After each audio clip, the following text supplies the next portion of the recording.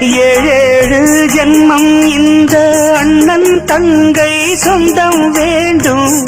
என்னாடும் எந்தன் பக்கம் தாயே நீ வேண்டும்.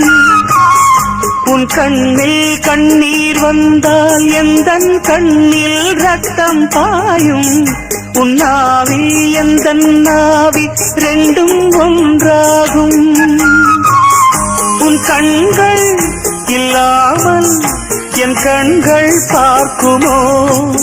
உன் கால்கள் இல்லாமல் என் கால்கள் போகுமோ? என் வானம் இடிவதும் பகல் முடிவதும் உந்தன் பார்வையால். கண்ணே நான் அண்ணன் அல்ல உன்னை ஈன்ற அன்னை நானே.